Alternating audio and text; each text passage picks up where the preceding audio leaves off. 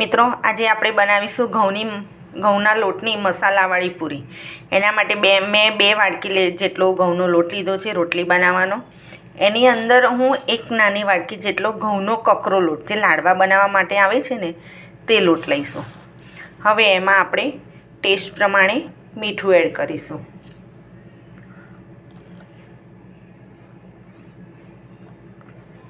Test પ્રમાણે મીઠું add કર્યું। હવે થોડીક ચપટીક હિંગ એડ કરીશું। એમાં લાલ મરચું નાખીશું થોડુંક, જેવું તમને તીખું જોઈએ એ પ્રમાણે આપણે લાલ મરચું એડ કરીશું। સામાન્ય હળદર એડ કરીશું આપણે। થોડુંક ધાણા જીરું એડ કરીશું આપણે એમાં।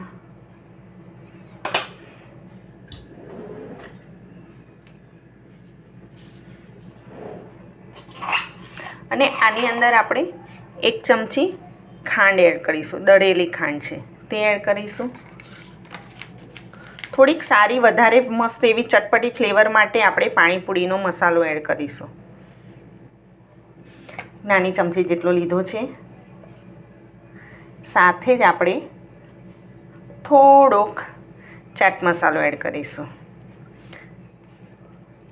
અને આ બધાને હવે આપણે મિક્સ કરીને લોટ બાંધી દઈશું। પહેલાં મોણ એડ કરીશું એની અંદર, બધું મિક્સ કર્યા પછી તેલનું મોણ લઈશું।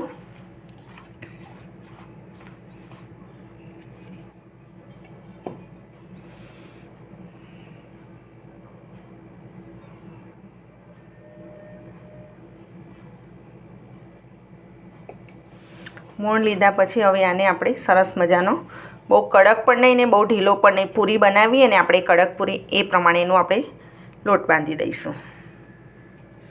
મિત્રો આપણી મસાલા પૂરી જે ચટપટી બનાવીએ છીએ અને કણક મસ્ત બંધાઈ ગઈ છે। આ ટાઈપનો લોટ બાંધવાનો હોય છે।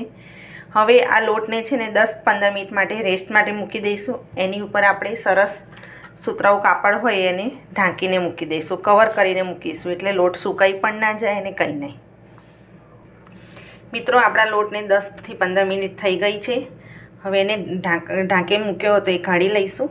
કાઢી લીધો છે। હવે આના નાના નાના લુવા કરી દઈશું।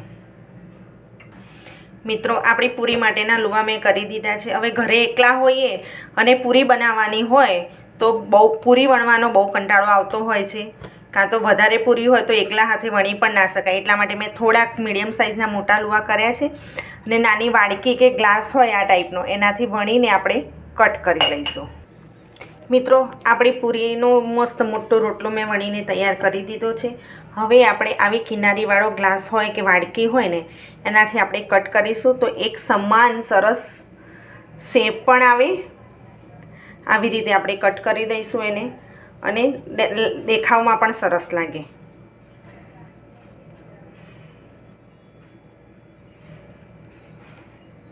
આવી રીતે મેં બધી પૂરી વણીને કટ કરીને તૈયાર કરી દીધી છે।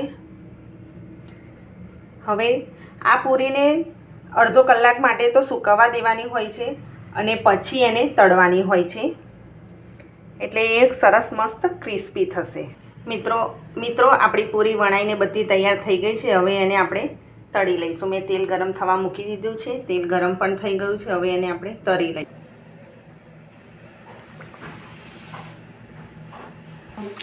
આપણું તેલ ગરમ થઈ ગયું છે। હવે આપણે પૂરી તળવા મૂકી દઈશું। એને ક્રિસ્પી થવા દેવાની છે પૂરીને બધી। તેલ મસ્ત ગરમ થઈ ગયું છે। પૂરી નાખીએ છીએ ને તરત ઉપર આવી જાય છે। આ ચટપટી પૂરી છે, ખાવાની છોકરાઓને બહુ મજા આવે। લંચ બોક્સમાં પણ લઈ જઈ શકાય છે છોકરાઓને। એકદમ સરસ એક સરખો શેપ છે ને એટલે બહુ મસ્ત લાગે છે પૂરી। પૂરી ફૂલે છે પણ મસ્ત થાય છે, અને આ પૂરી ફૂલે છે પણ લોચા પૂરી જેવી નથી, ક્રિસ્પી પૂરી છે, મસ્ત કડક। છોકરાઓને લંચ બોક્સમાં કેચઅપ સાથે આપીએ તો બહુ મજા આવે છે છોકરાઓને ખાવાની, અને ચા સાથે પણ સરસ લાગે છે આ પૂરી। આની સાથે આપણે ઘઉંનો લોટ કકરો નાખ્યો છે ને એના લીધે સરસ મસ્ત ક્રિસ્પી થશે। સરસ જો ગોલ્ડન બ્રાઉન થઈ ગઈ છે મસ્ત પૂરી, એને આપણે બહાર કાઢી લઈશું। જો અવાજ કેવો મસ્ત આવે છે ને પૂરીનો। આ પણ તળાઈને મસ્ત તૈયાર થઈ ગઈ છે।